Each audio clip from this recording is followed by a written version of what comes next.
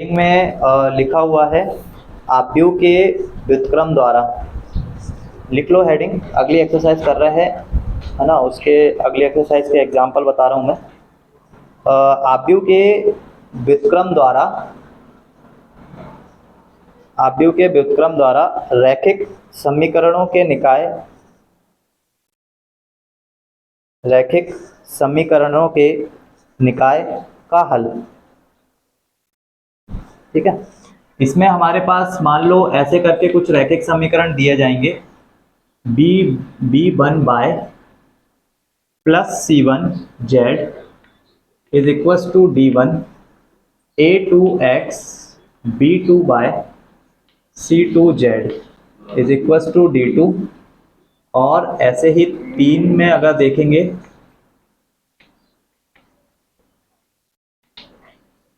ठीक इस तरीके से हम लोगों को इक्वेशन दिए रहेंगे, मतलब रैखिक समीकरण दिए रहेंगे। इनको हमको कैसे सॉल्व करना है, तो फर्स्ट में है हमें उससे उनके जो नंबर होंगे उनसे हमें एक आव्यूह का निर्माण कर लेना है, जिसको हम लोग कैपिटल ए के इक्वल ले रहे हैं।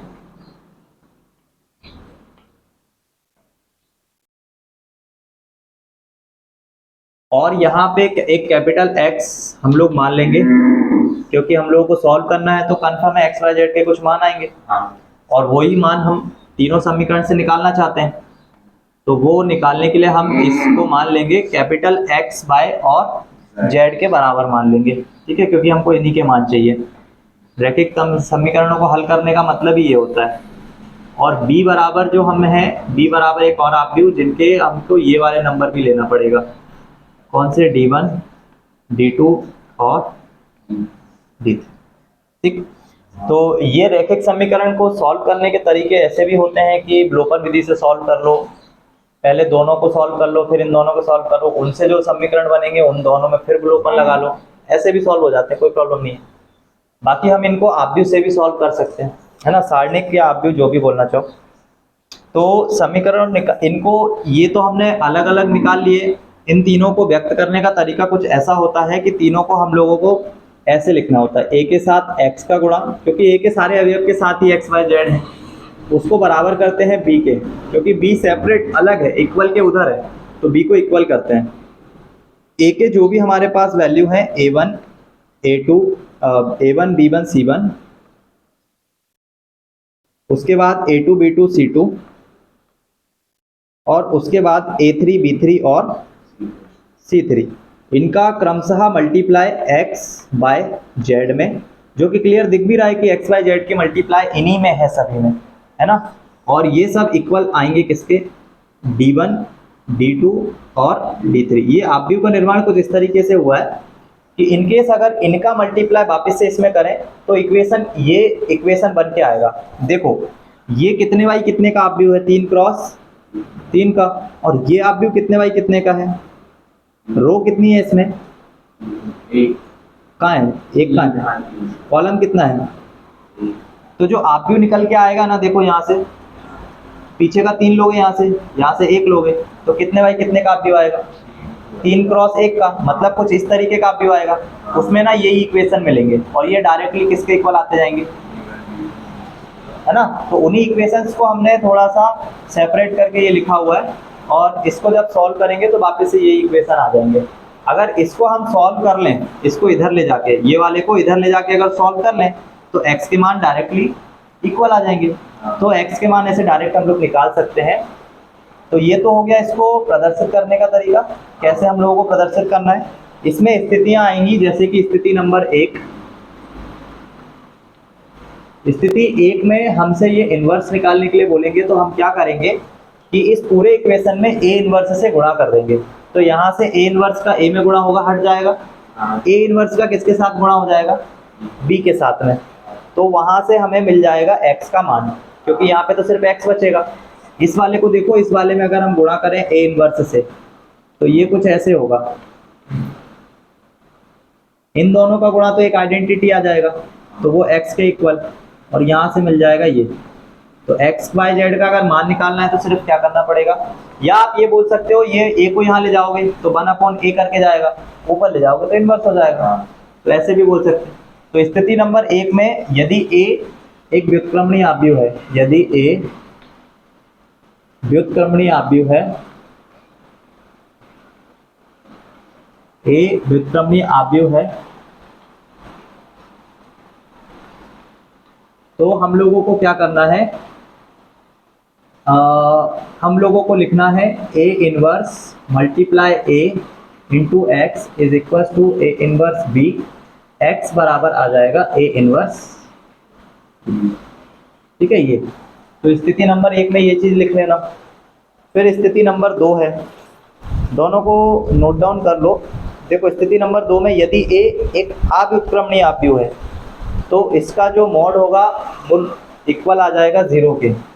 अगर एक अव्युत्क्रमणीय आव्यूह है तो इसका मॉड आ जाएगा 0 के बराबर, और उस कंडीशन पे हम लोग जो निकालेंगे, हम लोग निकालेंगे एडजॉइंट ऑफ A का मल्टीप्लाई B के साथ, और उसको बराबर कर देंगे हम 0 के। अब इसमें भी दो कंडीशन है, एक कंडीशन है कि जब ये नॉट इक्वल्स टू 0 आएगा, और एक कंडीशन है जब इक्वल्स टू 0 आएगा। दोनों कंडीशन लिख लेना, बुक से लिख लेना। पहली कंडीशन है यदि adjoint of A dot B is not equals to 0, तब कोई हल नहीं होता है उसका, समीकरण निकाय के असंगत कहलाता है। और जब ये बराबर आता है 0 के तो निकाय के संगत या असंगत दोनों ही हल हो सकते हैं, जिसको हम लोग बोलते हैं अनंत हल होंगे, या कोई भी हल नहीं होगा, ठीक है। तो ये तो कंडीशन लिख लेना, क्वेश्चन पे जब अप्लाई होगी तो हम करेंगे। मैक्सिमम टाइम तो क्वेश्चन फर्स्ट वाली से ही होगा, सेकंड वाली कंडीशन बहुत कम अप्लाई होंगी। तो जल्दी से दोनों कंडीशन स्थितियां नंबर लिख लो, उसके बाद हम लोग क्वेश्चन पे चलते हैं। सबसे पहला एग्जाम्पल 16 नंबर, इसमें वेरिएबल में 2x 5y is equal to 1 और 3x 2y is equal to 7, ठीक है। लिखा हुआ है कि निम्न समीकरण निकाय को हल करो, ठीक। हल करते समय हमने जैसा कि बोला था कि हम इसको इस रूप में लिखेंगे, ax बराबर b। a के जो अवयव हैं वो कौन कौन से होंगे, तो इसमें 2 होगा, उसके अलावा 5 होगा, उनके मार्क के साथ में लेना है, 3 होगा 2 होगा। फिर ये हम मानेंगे x और y, और इसको बराबर करेंगे b के जो वैल्यू है उनको हम मानते हैं ये वाले वैल्यूज, ठीक। और बता दिया कि ये 2 क्रॉस 2 का अभी ये वाला है, 2 क्रॉस 1 का वो है, आगे वाला भी 2 क्रॉस 1 का ही है। इनसे जब मल्टीप्लाई करेंगे तो वो हम लोगों को 2 क्रॉस 1 का ही मिलेगा, डायरेक्टली इक्वल करेंगे, इक्वेशन आ जाएंगे, ठीक है। हमको सबसे पहले क्या करना है, मॉड ऑफ ए निकाल के देखना है। तो इसके लिए मॉड ऑफ ए का मान तो पता लग गया ना, उसका हम सारणिक अगर निकालेंगे तो वो हमें क्या मिलेगा, 2 दूनी 4, 5 तिया 15, 4 में से माइनस करेंगे 15, आंसर आएगा माइनस का 11, जो कि नॉट इक्वल टू है क्या, ये जब नॉट इक्वल टू 0 मिलेगा तो हम इसको क्या बोलेंगे, एक व्युत्क्रमणीय आव्यूह है, इसका एक अस्तित्व है और इसका एक अद्वितीय हल होगा। ये हिंदी की लाइन में बुक दे दूंगा, अभी लिख लेना। अब सबसे पहले अगर हमें ये अगर इक्वल 0 मिल जाता तब तो इसका कोई हल होता ही नहीं, अब नॉट इक्वल टू 0 मिल गया इसलिए इसका हल होगा। और इसका हल निकालने के लिए हमको कंडीशन क्या लगाना पड़ेगा कि x बराबर लिख सकते हैं a इनवर्स, क्योंकि समीकरण निकाय को हल करने का मतलब क्या है, एक्स वाई के मान निकालो, अगर जेड है तो उसका भी निकालो। मान कब आएंगे, जब इनवर्स का गुणा आप बी में कर दोगे, इनवर्स का जैसे ही गुणा बी में करोगे एक्स के मान आ जाएंगे। तो हमने क्या करना है, पहले तो इनवर्स निकालना पड़ेगा। तो इनवर्स निकालने के लिए हम लोगों को क्या करना पड़ता है, adjoint of A upon mod of A. Adjoint of A का मान कैसे निकालेंगे, एडजॉइंट ऑफ ए का मान कैसे निकालेंगे, एडजॉइंट ऑफ ए का मान अभी फिलहाल तो डायरेक्ट लिखा हुआ है, मैं भी लिख दे रहा हूँ, बट मैं निकालने का प्रोसेस भी बता दे रहा हूँ, है ना। इसका जो मान आएगा वो आएगा 2 - 5, ये पद आपस में बदल जाएंगे, बस 2 आएगा, माइनस का 5 आएगा, उसके बाद -3 और 2, विकर्ण तो चेंज नहीं होते, नंबर चेंज होना था। एडजॉइंट ऑफ ए निकाला है ना, तो 2 -5 और -3, 2। चलो एक बार एडजॉइंट ऑफ ए के लिए हम लोग देख लेते हैं कि इसको निकालते कैसे हैं। तो एडजॉइंट ऑफ ए निकालने के लिए सबसे पहले हम a11 का मान निकालेंगे, है ना। सबसे पहले a11 का मान निकालेंगे, तो a11 का मान निकालने के लिए -1 की पावर a ऑफ आई जे बराबर होता है -1 की पावर i प्लस जे, और उसके साथ आता है m11। -1 की पावर 1 + 1 मतलब 2, और m11 का वैल्यू देखेंगे तो इस पूरे को पैक करेंगे तो हमें मिलेगा 2।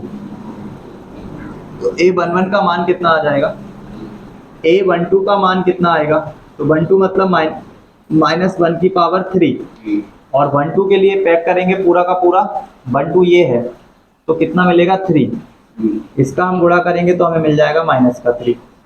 फिर a21 का मान निकालेंगे, 21 का मतलब है कि पावर एक विषम संख्या, 21 के लिए इस पूरे को पैक करेंगे इसको तो मिलेगा 5, तो आंसर आएगा -5। a22 का वैल्यू निकालेंगे, इसका मतलब -1 की पावर 2 + 2 4, और 22 के लिए इसको पैक करेंगे तो वैल्यू मिलेगा 2 = 2। एडजॉइंट ऑफ ए जो होता है वो सारे पदों को क्या करना पड़ता है, बदल के लिखना पड़ता है। ये a11 का मान तो चेंज नहीं होता, वो वहीं पे रहेगा, रो कॉलम में जाती है, कॉलम रो, तो यहाँ पे 21 आ जाएगा, यहाँ पे 12 आ जाएगा, और यहाँ पे 22 आ जाएगा। तो चेक करेंगे तो 11 का मान कितना है, 2 है, फिर 21 का मान कितना है, -5, फिर 12 का मान कितना है, -3, और 22 का मान कितना है। तो अभी ये समझ में आ गया ये एडजॉइंट ऑफ ए कैसे लिखा। मॉड ए का वैल्यू ऑलरेडी निकाल रखा है कितना, -11, तो एडजॉइंट का मान मिल गया, उसको भाग लगाना है -11 से, तो ये मैंने भाग लगा के लिख दिया, और ये लिख दिया 2 -5 और -3 और 2। अभी पूरा दिख गया ए इनवर्स का मान क्या आया है, ये पूरा लिखा हुआ है। अब मुझे कुछ नहीं करना, इस पूरे वैल्यू का मल्टीप्लाई करना है b से, तो पहले इतना नोट डाउन कर लो, बुक में इतना डिटेल नहीं है तो पूरा लिख लेना इसको देख के, ठीक है। बाकी का यहाँ से जो लगे यहाँ से लिखना है यहाँ से लिख लो, बाकी का बुक से लिख लो, फिर चलते हैं आगे। तो इनवर्स का जो भी वैल्यू आया है वो क्लियर दिख रहा है ना, ये लिखा हुआ है, इसका हम लोग b में मल्टीप्लाई कर देंगे, आंसर मिल जाएगा।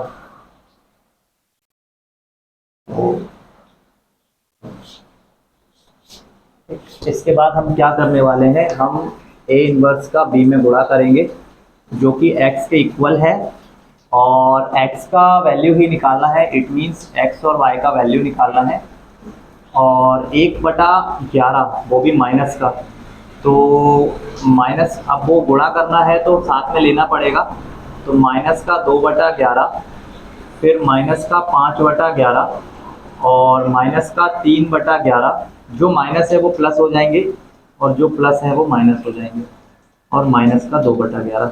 ये हमारा ए इनवर्स का मान है, इसमें हमें बी से गुणा करना है, तो बी के जो हमारे पास मान है वो क्या क्या है, बी के जो हमारे पास मान है वो क्या क्या है, आ गया 1 और 7, 1 और 7, तो ये दिख रहा है 1 2 क्रॉस 2 का अपव्यू है, ये 1 2 क्रॉस 1 का है, तो फाइनल जो आंसर आएगा वो 2 क्रॉस 1 का अपव्यू है, मतलब ये ए से ही एक लाइन में आंसर आना चाहिए। तो सबसे पहले हम इसकी रो पकड़ते हैं और इसके कॉलम से गुणा करते हैं, तो रो को पकड़ो, कॉलम से गुणा करो, 2 का गुणा 1 में करेंगे तो माइनस का 2/11, प्लस का मार्क आएगा, और इसका गुणा इसमें करेंगे तो 7×35 बटा कितना हो गया कंप्लीट, इसके बाद कुछ नहीं करना। 3 का गुणा इसमें करेंगे तो 3/11, और इसका माइनस का 14/11, और ये इक्वल आ जाएगा x और y के, और इसमें से x y का अगर मान निकालना है तो 11 और 11 22, और 35 में से 2 जाएगा तो 33, माइनस का तो नहीं आएगा, प्लस का 33/11, तो आंसर दिख रहा होगा 3 आ जाएगा x का मान, और 14 में से 3 माइनस करेंगे 11/11, वो भी माइनस का, तो आंसर कितना आ जाएगा 3 और माइनस का 1। x y के मान मिल गए, x का मान होना चाहिए 3 और y का मान होना चाहिए -1। अब हालांकि ये आप भी उसे सॉल्व करने के लिए बोलेंगे, है ना, आप भी उसे सॉल्व करने के लिए बोलेंगे, 2x 5y = 1, 3x 2y = 7। विलोपन से भी करेंगे तो x और y के मान जो आए हैं उनको चेक कर सकते हैं, इसमें गुणा 3 करना पड़ेगा, तो ये 6x बनेगा, 15y बनेगा, 3 बनेगा। इसमें 2 का गुणा करना पड़ेगा, तो 6x 4y 14, दोनों को माइनस कर देंगे तो 11y इज इक्वल टू, दोनों को माइनस कर देंगे, y का मान आ गया कितना, दिख गया y का मान -1 है। y का मान -1 यहाँ रख देंगे, 5 माइनस का आएगा उधर जाएगा, प्लस का हो जाएगा, 2x is equal to 6, x is equal to 3। x का मान देख आ गया।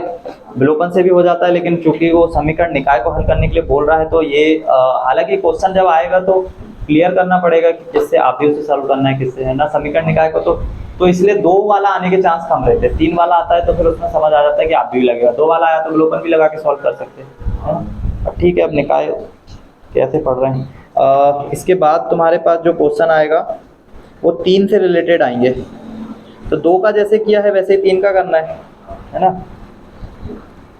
तो कर लेगा नहीं कर लेगा? हाँ चलो जल्दी से इसको नोट डाउन करो, 3 वाला एक कर लेते हैं। हम लोग सिंपल वाला क्वेश्चन ना देख के थोड़ा सा ये बनाने वाला, पहले इक्वेशन बनाना है, उसके बाद फिर उसको सॉल्व करना है। एग्जाम्पल नंबर 18 पढ़ के बता देता हूँ। 3 संख्याओं का योग, 3 संख्याएं क्या हो सकती हैं, x बाय z, उसका योग 6 है।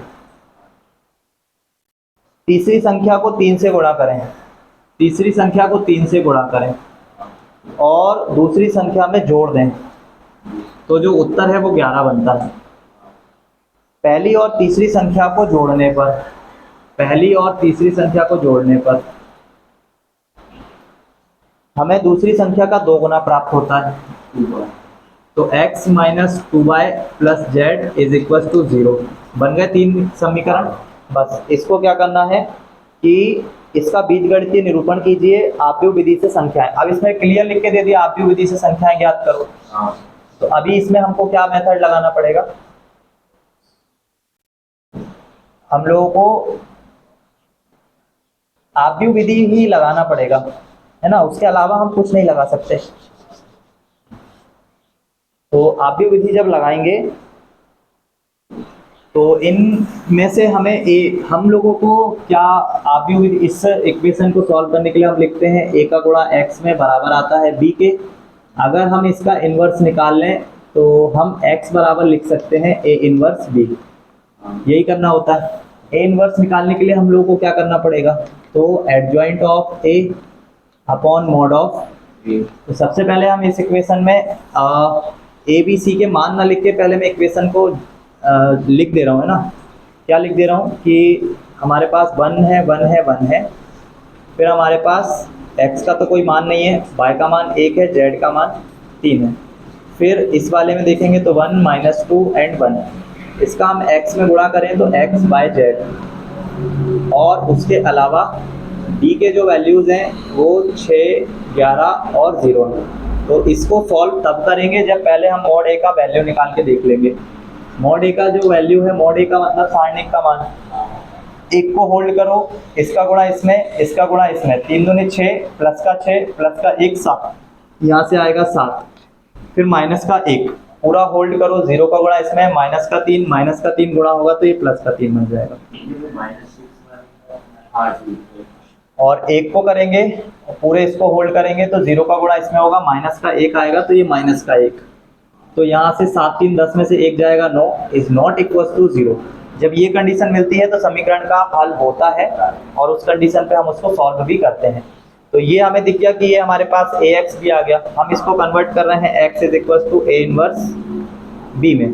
तो a इनवर्स b में जब करेंगे तो यहाँ लिखेंगे x बाय जेड और यहाँ पे लिखेंगे a इनवर्स का मान। a इनवर्स का मान हम कैसे निकालेंगे, तो वो सबसे पहले हमें निकालना पड़ेगा adjoint of a। Adjoint of a निकालने के लिए हमें फॉर्मूला यूज करना पड़ेगा aij इज इक्वल टू -1 की पावर i प्लस j और m के साथ i इंटू j। सबसे पहला वैल्यू a11, तो 11 का मतलब पॉजिटिव, m11 का वैल्यू निकालो।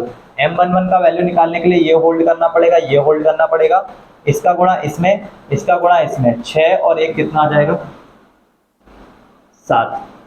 अब हम पहले 21 का मान निकाल रहे हैं, क्योंकि जैसे निकालेंगे वैसे के वैसे हम उसमें रख देंगे। तो A21 का मान कितना आएगा?